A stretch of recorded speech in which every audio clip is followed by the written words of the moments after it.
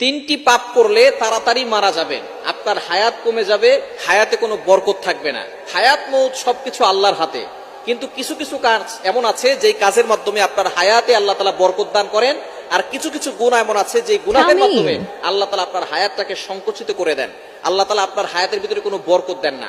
দেখবেন কিছু মানুষ বাঁচে 100 বছর কিন্তু তেমন কিছু কাজ করতে পারে না, আবার কিছু মানুষ বাঁচে 50 বছর কিন্তু এই 50 বছরে সে এমন এমন কাজ করে রাখে, দুনিয়াবি দিনই এমন কাজ করে যে মানুষ তাকে স্মরণ করে এবং সে দিনের অনেক খেদমত করে।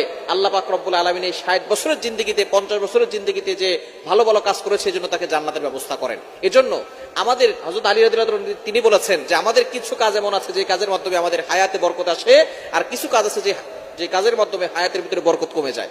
তো এমন কিছু গুনাহ আছে যে তিনটি গুনাহ নবীজি সাল্লাল্লাহু আলাইহি ওয়াসাল্লাম জানিয়ে দিয়েছেন, এটা হচ্ছে কবিরা গুনাহের বড় গুনাহ। সব গুনাই কিছু গুনাহ আছে বড় গুনাহ, কিছু গুনাহ আছে সগীরা গুনাহ, ছোট গুনাহ। তো কবিরা গুনাহ যেগুলো আছে তার ভিতরেও বড় তিনটি গুনাহ আছে। এই গুনাহগুলো যারা করবে তাদের হায়াত সংকুচিত হয়ে যাবে, তারা দ্রুত দুনিয়া থেকে বিদায় নেবে।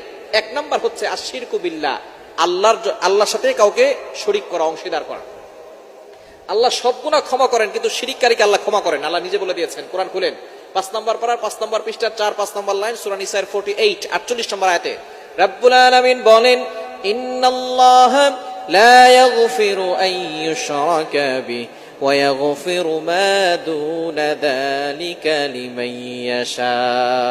আল্লাহ পাক রব্বুল আলামিন সব গুনাহ ক্ষমা করেন, কিন্তু যারা শিরিক করে তাদের গুনাহ আল্লাহ কখনো ক্ষমা করেন না।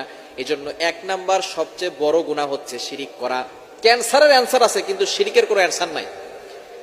ক্যান্সারের অ্যানসার আছে, শিরিকের কোনো অ্যানসার নাই। সবচেয়ে বড় পাপ এই শিরিক। এই শিরিক থেকে আমাদেরকে দূরে সরে আসতে হবে। শিরিক হলো সবচেয়ে বড় পাপ, সকল পাপের বাপ। এজন্য শিরিক কখনো করা যাবে না। এক নাম্বার, যারা শিরিক করবে তাদের দুনিয়াও ধ্বংস হবে, আখিরাতও ধ্বংস হবে এবং তাদের হায়াত সংকুচিত হয়ে যাবে। দ্বিতীয় নাম্বার, যারা পিতামাতার সাথে খারাপ ব্যবহার করে, পিতামাতার সাথে যারা খারাপ আচরণ করে, পিতামাতাকে অনেক সন্তান আছে আঘাত করে, অনেক সন্তান